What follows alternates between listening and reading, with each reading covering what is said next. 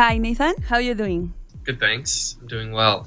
That's good. I made a quick intro about you to the radio listeners. So, if it's okay, I want to talk to you about the new record. Sure. Great. What is it about? Is it me or is it love? I guess it's basically about someone not feeling the same about you, and you feeling like you're the only one trying at something. But it also varies in ways of it delves into relationships, but also delves into friendships. But yeah, I had the main hook for the song for about over a year and a half, but I had no chorus for it, so it eventually wasn't ever going to be released because it didn't have a chorus. But I just kept trying at it, and eventually I cracked the code on it. But yeah, that's basically the idea for it. And I just had the line for the song, for the chorus. For the hook of the song. And everything just kept going around that, but it just took its time, and sometimes songs do that. Nice. Sounds really interesting. So tell us about how was the process to get involved in this retro vibe that has the album. I guess most of it just comes from a love and a hobby for a recording period, I guess, of the 60s to the 70s. I just accumulate old music gear, and I fix it up and I record with it. And yeah, I don't know why I'm drawn to recording that way and that style of music. But yeah, it's something that at the same time is my passion, and that it's a hobby as well. So when I'm not recording, I'm reading interviews and doing the steps forward to try and get, an authentic sounding recording that first of all that I want to listen to. So, yeah. Wow. So I have read that you record on tape as is originally started. So why using this technique with all the technology we have nowadays? I think it simplifies most of the time. It just simplifies an idea and a structure, really. I think when I grew up on recording on laptops and programs, and I think nowadays you see a lot of people going backwards because they have unlimited resources and they have unlimited channels that they can record on. So a lot of the time I found limiting myself to a few channels on a tape recorder and a mixing board really helped me, and it worked for me. And then at the same time, as I was saying, it's a huge hobby, and I love reading and learning about how they used to make records. And yeah, I guess it's just my passion. So more than to be like really challenging, is more like your hobby, like your passion to have these kind of records. Yeah, and it is a big challenge because this stuff breaks a lot of the time, but it was also made to be able to fix. And I guess I don't know why I'm drawn to it. I'm just drawn to it.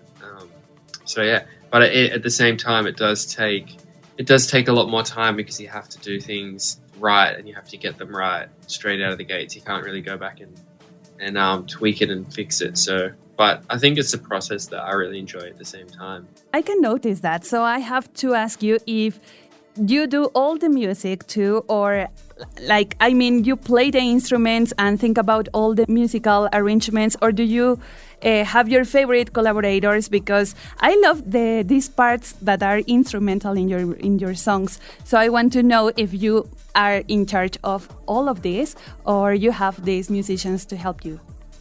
For this record and all these recent songs I've put out, it has been all me. But for previous 2 EPs, a good friend of mine, Tobias Priddle from Melbourne, kind of taught me the ropes on how to write songs and how to plug in instruments and etc. But yeah, for this record, it was in lockdown when Australia was really bad with COVID, and I couldn't get to him, so I guess I had to learn how to do it myself, which I always wanted to do, but I guess it just forced me more to be able to pick up tricks of recording and learn how to play drums and blah, blah, blah.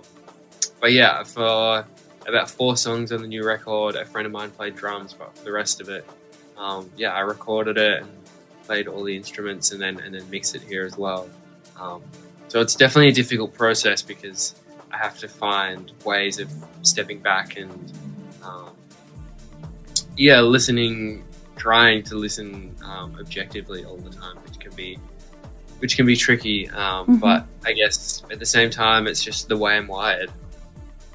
And to transport this to a live act, it's kind of difficult, or you have all set it? I have friends who play drums and like keyboards and stuff that are all amazing players. They're a lot better than me, so it's actually really fun when I get to a live setting. Is I can kind of just give them the songs and then they learn them really quickly and then they play them a lot better than the recordings. You have a great team then. Yeah. Oh, nice. Tell me more about these live acts.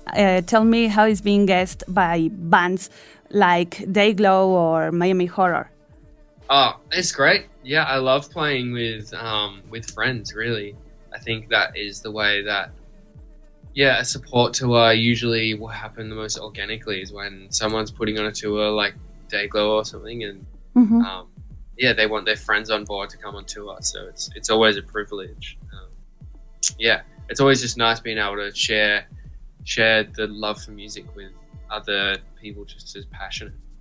So talking more about this new album, tell us when it's going to be out and how is it going with all the promotion and all the acceptance with the audience and your fans? Yeah, the album's out May 12th, I believe. But the acceptance has been great. It's been really good for this last song. I'm just super grateful to be able to make music and put it out and have such nice reactions. There's some more songs that we have to put out, and then we have the record. It's always super nice to just hear nice words about music that I make in such an isolated environment by myself a lot of the time. You really have no idea what anyone is going to think of it, so to hear nice things, it's nice. Do you have, since the very beginning, the main topic for a new production, or it flows according to your mood and environment? I had the title Always Chasing Rainbows for when I started making the record, I guess.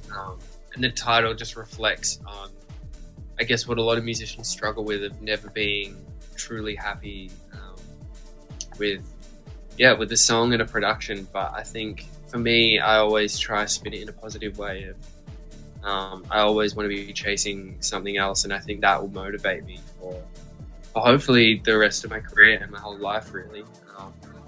I had the title, and then the songs kind of work around each other.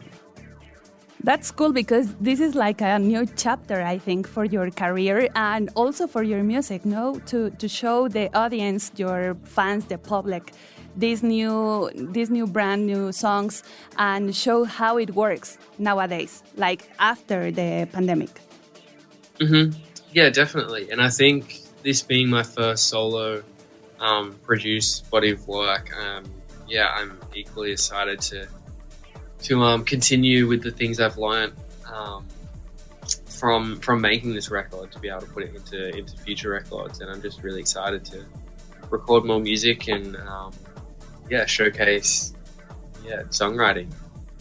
Okay, I know this is like very new in your life, this new album, but what's the next move to your career or your goal? I've already started making another record. I guess, as you know, records take a long time and you have to submit them quite early. So I'm definitely onto the next record, and I'm always working on friends' projects and producing and writing. But I'm just excited to take another step and just to keep writing music all the time. I think it's something that, as long as I'm motivated to do it, I'm going to do it. Do you write during your tours, or while you are like with free time, or how is it going with your lyrics? I think whenever I have the time, I'm doing something. Whenever I'm at home in the studio, I guess I have it set up in a way that I can just use it whenever I need to and however. So I'm really grateful for that. Whenever I get a free time, it's like I said, it's what I love to do. So I'm going to be doing it whenever I can. That's nice. So tell me if you have any tour dates soon or dates here in Mexico? We're going to be playing some shows in Australia, but I would love to make it over to Mexico, even on like a support tour with some buddies or something would be great. So yeah, I think hopefully maybe the end of the year with the record could be really fun. That's going to be really amazing if you ever come here to Mexico to show us these new songs. So for all the audience that is listening to this, tell us where we can find you, your social media, how do we find you? You can find me on I am Kesmar on Instagram, and then just Kesmar on any other searches. It will come up, and Kesmar on Spotify. But yeah, thanks to anyone who's listened. Thanks for all, and thanks for this quick chat, but very interesting to know more about the new music and how do you compose all these lyrics. So I hope to see you soon in Mexico, I repeat that, but it's really, really a pleasure to talk to you today. Thank you. Yeah, hopefully I'll see you in Mexico.